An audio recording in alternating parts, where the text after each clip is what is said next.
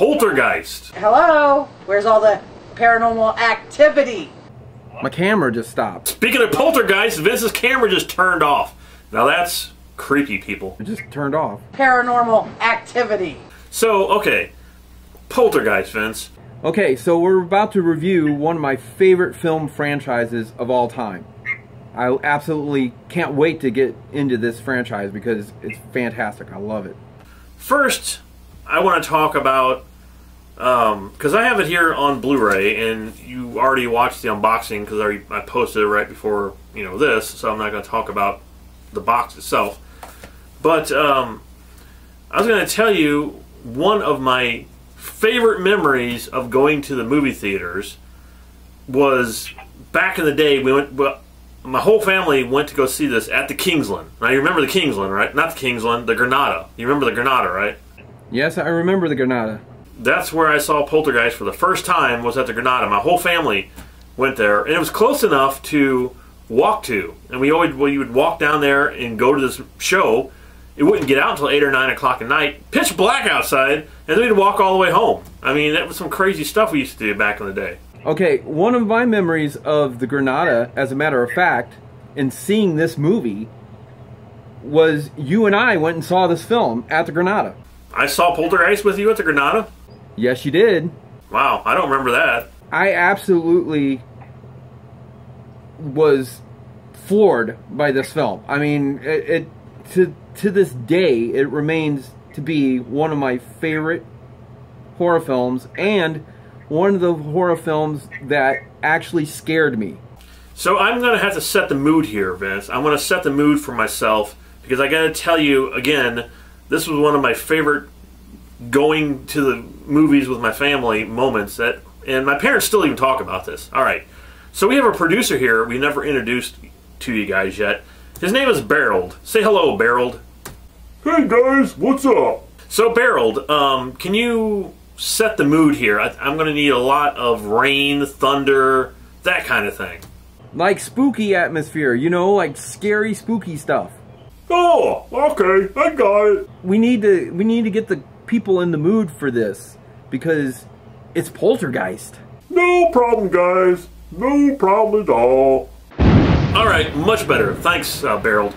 So, what had happened was, as you know, if you've seen Poltergeist, it rains pretty much through the entire film. And, like I said, we would walk back and forth to this movie theater, and when we came out, it was like 8 or 9 o'clock at night, and it was just pouring down rain, and lightning, and thundering, and then we had to walk all the way home after seeing this creepy, scary movie. We had to walk in the same weather we saw the movie in, and it's just one of the best memories I've ever had going to the show. It was so cool. One of my memories is, once I saw this film, I actually remember going home and making sure I didn't have any clown dolls underneath my bed. It's a perfect film. I mean, even watching it now, it's a perfect film. I mean, it's like, there's several movies out there I consider perfect movies, like Back to the Future is a perfect film. I think that the original Gremlins is a perfect film, and I think Poltergeist is a perfect film. There's absolutely nothing in this movie that don't need to be in this movie. It's perfect. I loved everything about this film. The acting, the directing, the story. I mean, this is the film that actually also gave me my love for paranormal things and my interest in the paranormal. It was because of this film, and it set the standard for ghost films and haunted house films and everything to come. I think what makes this movie work so well is not just the incredible effects in this film, but the acting from this family. And they felt like real people, and that's what I loved about the movie so much, is they didn't feel like they were actors. They felt like real people. Like, you know, these are real people going through this situation, and that's, you know, what you need. And I think a lot of modern movies forget that, you know. These are real people. You know, back in the 80s, you and I were those kids, Vince. You and I were those kids laying in the bed with the Star Wars toys all around us. I mean, that was us. Yeah, and it gave you real primal fears, you know, as a little kid watching a great big huge you know, gnarly old tree outside your window and thinking, oh my God, what if something happened with that tree? Or looking at a clown doll and thinking, you know, what if that thing came to life? The whole tagline for this movie is, it knows what scares you. And that's it. I mean, everything that you fear, it knows what you fear, so that's what it gives to you. It gives you what you fear the most. I mean, watching this DVD is, I mean, first of all, let me talk about the Blu-ray a little bit. It's great. It's the picture quality. I've never seen Poltergeist look so clear, and it was really cool to see it like that because, you know, I haven't seen this in years, and every time I've used to watch it, it was either on television or VHS tape, or I've never actually owned the Blu-ray of it, and the quality of the film is awesome, and the surround sound is awesome. Like when Carol Ann is yelling, you can hear it like going, it goes all around the whole room. It sounds fantastic.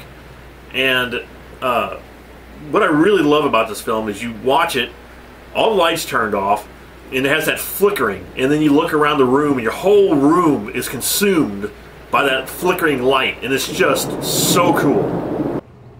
And see, unfortunately, I haven't been able to experience that because once I wanted to go and get this film on Blu-ray, I can't find any place near me that actually sells it. So, although during like Christmas time and everything, it was everywhere. But now that I wanted to go and do the review for this, I couldn't find the film. Well, I got it on DIGI-BOOK, and what I don't understand, you know, this, like I said, this is one of the greatest, or the greatest ghost story ever filmed. Probably the greatest ghost story ever filmed.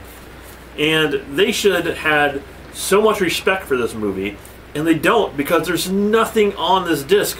There's like a special, and it talks about ghost hunting. And that's all it is. It's like maybe 20 minutes long. There's a part 1 and a part 2. And it's just about people talking about, hey, I'm a paranormal investigator, and the stuff in the movie was real. A lot of the stuff they showed was real stuff that we investigate, and blah blah blah. And it wasn't terrible, but come on, people. I mean, it's one of the greatest films of all time. Why can't we get a great Poltergeist Blu-ray? I mean, is that too much to ask? And I would totally agree with that. And that's also one reason that I don't have this Blu-ray as well, is I've put off actually buying what David has, that version that David has. I've put off buying it just because there's nothing else on it. It's like, you know, why can't we have a decent Blu-ray of Poltergeist with decent, you know, behind-the-scenes features and stuff that we've always heard of? I mean, this movie is almost, what, it's 30-something years old now. You know, you'd think they'd have a 35th anniversary or whatever coming. There's nothing. There's nothing for this film.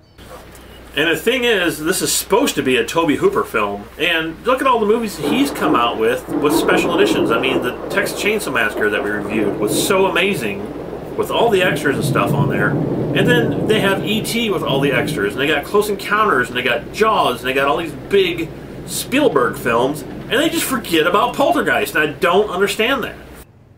Yeah, I don't understand it either. Alright, Vince, now here's something that I just found out. Actually, my wife told me about it. She sent me an email, and I sent it to you, about the person who directed this film. Now, if you look at, you know, who directed it, it says Tobe Hooper. Now, it's always bothered me. It really has. It has always bothered me, because when you watch this film, you're watching a Steven Spielberg movie, because he has his own style on directing.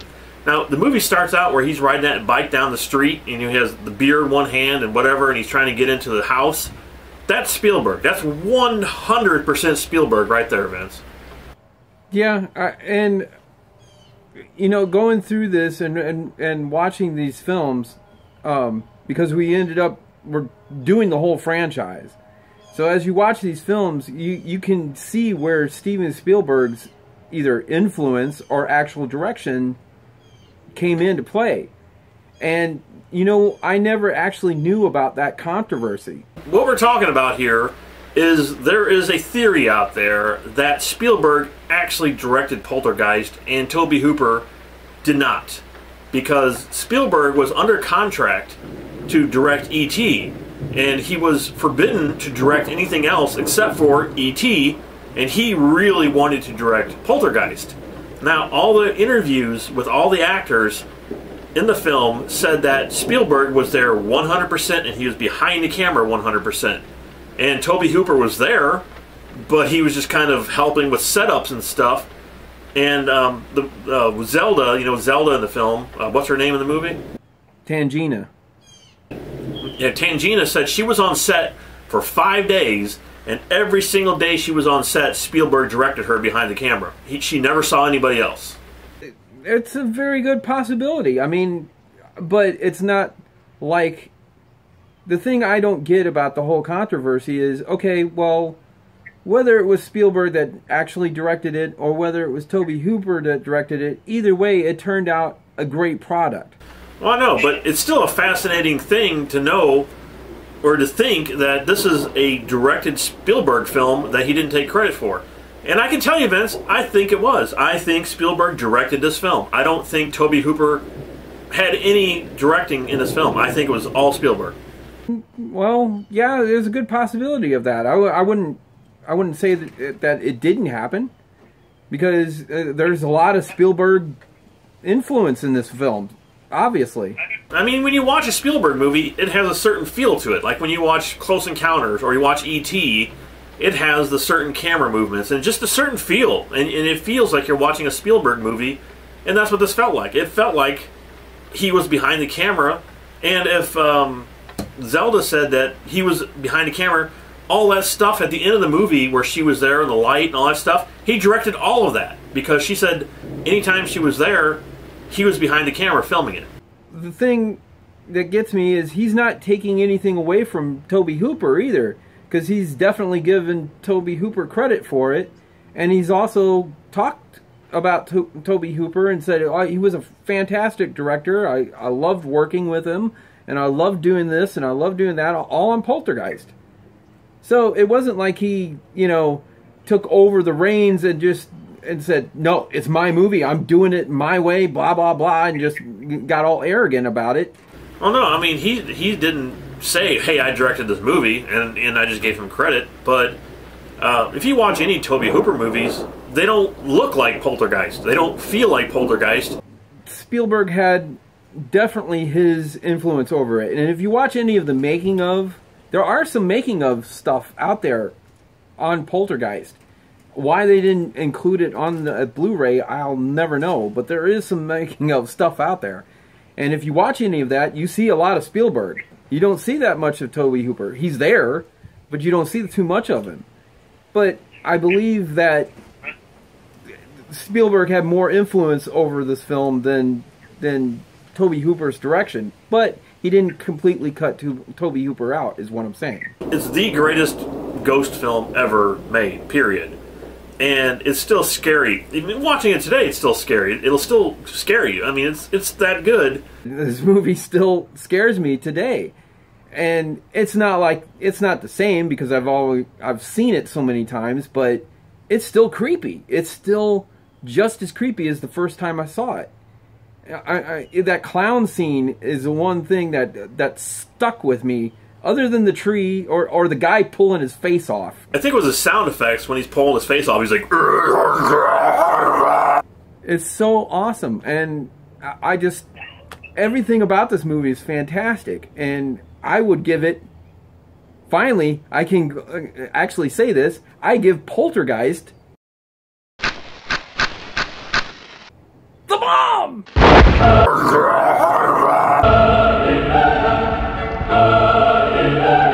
I also give it Paranormal Activity. Yeah, I would agree with all that. But as for the Blu-ray, the quality of the film is outstanding. The sound of the movie is outstanding. And the extras, basically there's none. There wasn't much Paranormal Activity. I mean, you don't even watch what's on here. Just for the quality of the film and the sound, I would give the Blu-ray. Now, if they ever came out with this full of extras and everything, it would obviously be the bomb. And I would recommend for you guys to go out and pick it up because it still holds up today as one of the greatest or the greatest ghost story ever put on film by Steven Spielberg. Stay tuned because we're going to do the whole franchise of Poltergeist. So we've got Poltergeist 2, The Other Side, coming up, and Poltergeist 3. That's a different story.